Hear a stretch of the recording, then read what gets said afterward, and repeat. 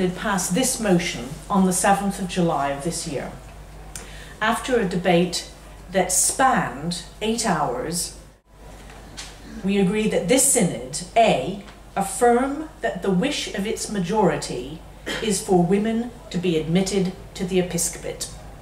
B, affirm its view that special arrangements be available within the existing structures of the Church of England for those who, as a matter of theological conviction, will not be able to receive the ministry of women as bishops or priests.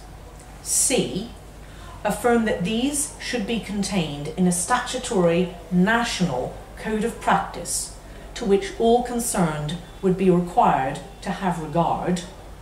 And D, instruct the legislative drafting group, in consultation with the House of Bishops, to complete its work accordingly, including preparing the first draft of a code of practice, so that the business committee can include first consideration of the draft legislation in the agenda for the February 2009 group of sessions. Let me translate some of that. This is a very, very important motion to have passed. And what happened in the 6¼ hours, we saw off 14 amendments, and only 2 were passed. And they were quite minor, actually. But the first one, A, affirm that the wish of its majority is for women to be admitted to the episcopate. That's very, very clear. That was actually one of the clauses that was amended. This motion came from the House of Bishops after years of debate about how to put it forward.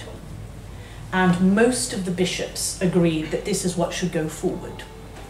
The first clause did not have the phrase, affirm that the wish of its majority of synod admit women to the episcopate. It was just that this synod admit women to the episcopate, the church admit women. And someone amended the wish of its majority, which actually, when a synod passes a vote, it passes a vote.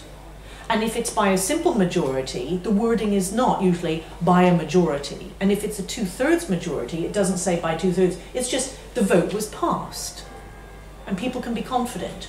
And so by inserting those words, he wanted very much to flag up that it was not unanimous in synod that we do this. This was moved by someone who is associated with Forward in Faith. So a wish, that's one thing. So affirm that the wish of its majority is for women to be admitted to the episcopate. That's a pity, but it's minor. We go on to B. Affirm its view that special arrangements be available within the existing structures of the Church of England for those who, and then I'll stop there, existing structures is an incredibly important phrase. And I'm very, very pleased that amendments that would have got rid of that and put something else in its place were not voted through. Because the existing structures means is that there will not be one type of episcopate for bishops who happen to be women and another type for bishops who are men. And there were some suggestions, indeed some options in a report from the legislative drafting group who are preparing the way forward for women bishops, suggestions. They came up with several options, a range of options. One option was that there be 3 separate dioceses. That would change the structure of the Church of England. And there were many other nuanced changes. What this says, and so this is good news, within the existing structures, that for those who, as a matter of theological conviction, will not be able to receive the ministry of women as bishops and priests. So we are going to have bishops who are women on the same basis. The church will not change in terms of how it's arranged. Women will be bishops. C, affirm that these should be contained in a statutory national code of practice to which all concerned must have due regard. Watch would have preferred that this motion not be passed. We wanted to go for just the A, just affirm that it's wished that women be admitted to the episcopate, full stop. what we have now is a national code of practice, and the code of practice has not been written yet. We don't know what's going in it. But the fact that it's statutory does not mean that it's in the primary legislation. It's referred to in the primary legislation. If you're a lawyer, you understand this, but this has had to be explained a great deal to those of us who are not lawyers. What it means is that people will have to pay attention. It will have teeth. It will be rigorous. People will have to explain if they don't comply. We preferred, and we have been campaigning for years, that it's done on the model of those places where women are already bishops and they have had 20 years of experience of dealing with priests in their diocese who may not want aspects of their episcopal ministry, and they've worked it out. 20 years experience. And they do it locally, in their own diocese, informally, with the priest involved. That's what we wanted. And a Watch member, who's also a member of General Synod, Miranda Threlfall-Holmes, moved a motion asking for that, and it was defeated.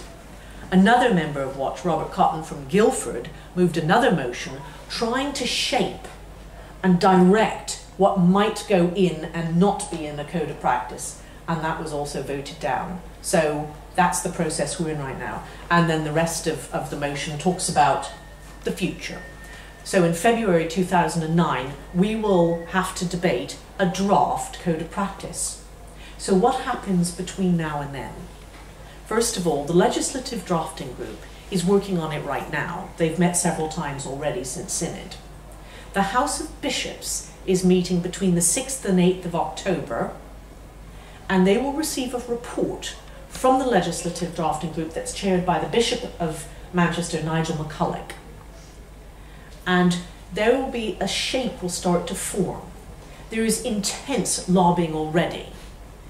And shortly after the July General Synod, 13 of the more traditionalist bishops came out and wrote a letter to the traditionalist clergy and stated categorically that a code of practice cannot deliver what they need in order to stay in the church.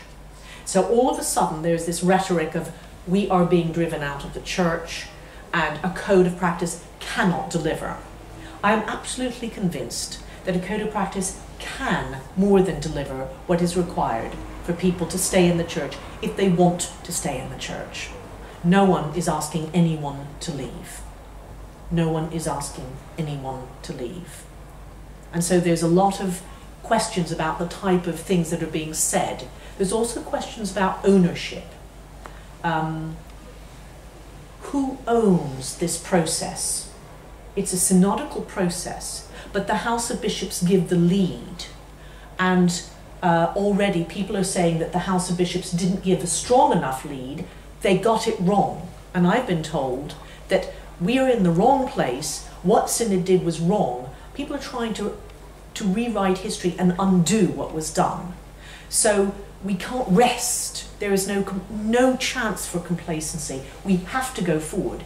And if you want to do anything between now and the 6th of October, if you could be persuaded to write a letter to Bishop Nigel MacCulloch in Manchester, and also to the Secretary of the House of Bishops, and say that you hope very much that the House of Bishops will honour the synodical process and carry on honouring the motion as was passed, and that the amendments which covered the areas of changing the church structurally and making a lot of other different arrangements which really would have different types of bishops, 2 classes of bishops, 1 male, 1 female, that's something that we would encourage you very much to do.